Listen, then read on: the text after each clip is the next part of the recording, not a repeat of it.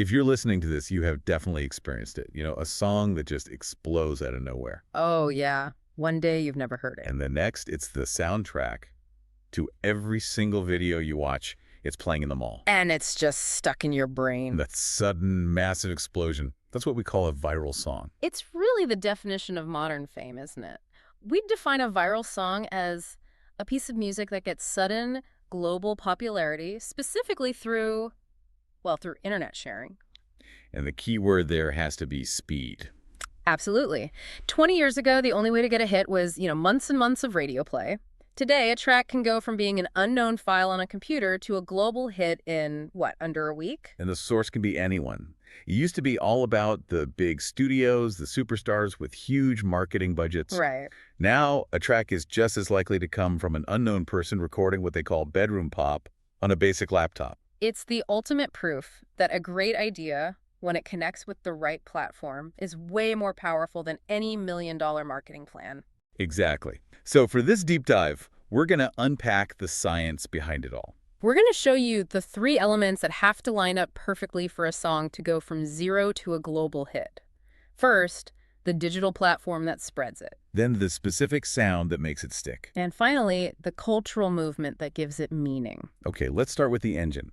What actually drives that speed? It's social media, especially those platforms built for short-form, user-generated video. They are the absolute primary engine. They're the distribution system. Totally. They make global fame instantaneous. Think of them like massive public stages, unlike old-school radio where editors chose what you heard. Here, the users are the curators. Yes, but the real gatekeeper is the digital algorithm. Its only job is to keep you engaged, to keep you scrolling. Okay, so how does it decide what to feed us? Like, if I watch one funny video with a certain song, how does that make the song reach millions of others? It's all about sophisticated pattern matching. The algorithm looks at what you watch, who you follow, and then it connects you to millions of other users with similar habits. So it groups us together. Exactly. If 100 people similar to you all react well to a track, the algorithm basically says, aha, this tune is sticky, and immediately boosts it into the feeds of millions more. It creates this huge echo chamber. A massive one. And that system is what propels a trend, leading to millions of plays in just a few days. So once the algorithm starts pushing it, that's where the power of repetition kicks in. We've all felt that, where a song is just played over and over and over again. Well, there's some real psychology to that. The reason that relentless repetition works is because of something called the mere exposure effect. Okay. Basically, the more you're exposed to something, a word, an image, and especially a melody, the more you start to like it. Or at least the more familiar and non-threatening it becomes to your brain. It's almost like the platform is training your brain to recognize it. That's a great way to put it. It is a form of training. When a specific challenge or a dance gets attached to a track, that song is played hundreds, thousands of times a day. And that immediate, unavoidable exposure forces the melody into your memory on a global scale. Which is why a trend that starts in Asia can be copied instantly in Europe or South America. Exactly. The digital pipeline has completely erased geographical borders. Okay, so if the platform gives the song its legs, we have to look at the music's DNA. Because if the track isn't good, all the algorithms in the world won't save it. Yep. What's the core musical quality that makes a song, stand up to all that repetition? It all boils down to having a really, really strong hook. The catchy part. The catchy part, yeah. That short musical phrase you can easily remember and sing along to. But the truly viral songs have what we call an earworm. Okay, tell me more about that. A hook and an earworm sound like the same thing. They're close. A hook is something you enjoy and remember. An earworm, it's actually a German term, headworm, is a musical sequence that's almost annoyingly persistent. It's simple, it's super repetitive, and it just loops in your mind even when you don't want it to. And a song needs that simple, insistent quality to survive that massive repetition. Which brings us to attention spans. Because we're all scrolling so fast, that famous 7-second rule must come into play, right? It does. Producers know they have to grab you immediately. In the world of short-form video, the first 5 to 10 seconds are the most important part of the whole track. So that's why the hook is often right at the beginning now. Exactly. They don't wait for the first chorus anymore. The music has to be hyper-optimized for instant engagement. So besides putting the hook up front, what about the structure? Are there common traits that these hits share? Generally, yeah. They tend to have simple, driving rhythms and repetitive lyrics that are easy to process and memorize.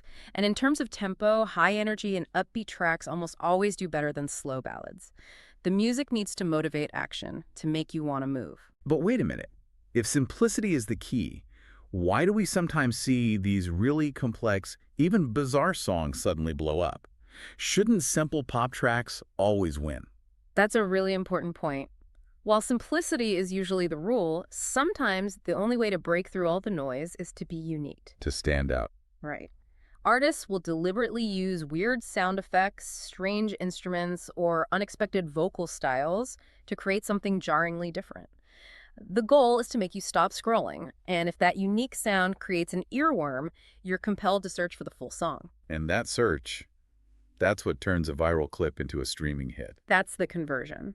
Okay, let's talk about the culture side of this, because this is where the music stops being just a sound and becomes a social phenomenon. And the biggest catalyst for that is, without a doubt, the dance or physical challenge. Right. A creator films a simple set of moves, usually like 15 seconds long, set to the track. And if those moves are easy to copy, the barrier to entry is super low. Anyone can try it. And when thousands of people try it, every single user-posted video becomes a free advertisement for the artist. A global cultural moment. Record labels have really caught on to this. It's not enough to just produce the music anymore. Now, labels often hire professional choreographers just to create easy-to-learn, virality-ready dances for new songs. They're designing the movement from the start. They have to.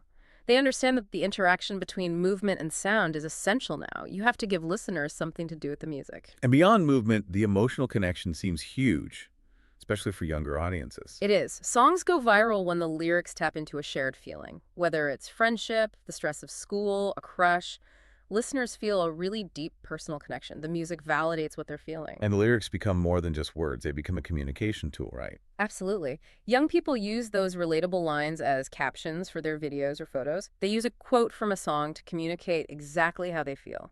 It's almost like a social shorthand. And then, of course, there's humor. When a song becomes a meme, it just spreads everywhere. Humor is one of the fastest ways to go viral. A song can spread like wildfire if it's used ironically or as the background to a funny video. Like a dramatic opera piece over a video of someone burning toast. Exactly. That juxtaposition, that's meme culture. And it keeps a track relevant in the conversation way longer than traditional radio play ever could. Let's zoom out and look at the industry itself. The internet hasn't just changed how we share music. It's changed who gets to make it. We mentioned bedroom pop. Yeah. The internet completely democratized music production. Independent artists don't need a huge budget or a powerful record label anymore. They can just use their computer. They can use basic software like GarageBand or simple PC programs to mix a track and upload it directly. The barrier to entry for creating a global hit is incredibly low. And listeners seem to really like that particular sound. What's the aesthetic of that home-recorded music? It's often called lo-fi, for low fidelity. It's an authentic sound. It often has slightly muffled vocals, lots of reverb, simple instruments, and sometimes you can even hear imperfections. Things a professional studio would polish out. Right. But listeners often prefer this raw, authentic sound because it feels genuine and personal, especially compared to super slick, expensive studio productions. So talent and connection are now more important than money, which means the major record labels have had to completely change their strategy. They've basically become data scientists. Record labels now constantly monitor social media chatter using advanced analytics to predict which tracks are about to blow up. Their whole A&R strategy, that's scouting for talent, is now based on watching what you are listening to online. And they take it a step further with the whole influencer economy. Oh, yeah. It's highly strategic marketing. Labels will sometimes pay popular creators, people with millions of followers, to feature a specific song in their videos. So it looks organic, but it's really a calculated investment. It's an investment to jumpstart the track's algorithmic promotion cycle. This business pressure must also be changing the music itself, how it's written. It has fundamentally changed pop music design. Artists are now being asked to write songs that are shorter overall, sometimes under 3 minutes. And crucially, they're designed with very fast intros. Every second is optimized to make sure the catchiest part is ready to be clipped and shared. Hyper-optimized for the short video format. That's the game. Okay, so once a song hits that viral sweet spot, The streaming platforms take over, creating that final stage of success. Yes, because when people hear a clip they love, they immediately go to a streaming service to find the full track. When that listen count spikes, the streaming algorithms recognize it. And they put it on the big playlists. Exactly. They put it on massive playlists like Today's Top Hits or Viral Now. And that creates a continuous cycle. A perfect one. More plays lead to placement on playlists, which leads to more recommendations, which leads to more plays. High streaming numbers are the main measure of success today. What's so fascinating, though, is that not every viral hit is new. We see these nostalgia hits, where a song from like 30 years ago suddenly comes back. That usually happens when an older song is featured in a popular show, or a movie, or a big meme. It acts as a bridge, it feels new to younger listeners, but it creates this powerful nostalgia for older generations. It makes good music timeless. It really does. So we know how they start and how they spread, but what's the typical lifespan? You hear a song 100 times a day, and then, poof, it's gone. A viral song usually follows a very intense life cycle. It starts with a slow, grassroots buildup. Then it hits this overwhelming peak where you hear it everywhere. And then comes the fatigue. The fatigue sets in fast. The internet is fueled by novelty. People get bored. Sometimes they even start to actively dislike the song from overexposure. A new trend pops up, and the old hit just fades away. So some are forgotten in a month, but others become classics that define a moment in time. Exactly. But the cultural impact, regardless of how long the song lasts, is profound. Music is a universal language. A hit made by a teenager in one country can become a huge cultural touchstone thousands of miles away. It's an exchange of styles and sounds that just wasn't possible before. And these hits influence so much more than just the charts. They influence fashion, language. They really define how people interact digitally. They become the soundtrack to our daily digital lives. So to wrap this all up, viral songs happen when a simple, super infectious sound meets a hyper-efficient digital platform. And successfully connects with a shared human emotion or, sense of humor. That combination is just unbeatable. And if you really think about it, the power is with the user. The way we all collectively choose to share music, the videos we make, the dances we learn, the memes we create, that is what ultimately determines the future of pop culture. It determines the songs we're all going to remember a decade from now. Good luck with your studies.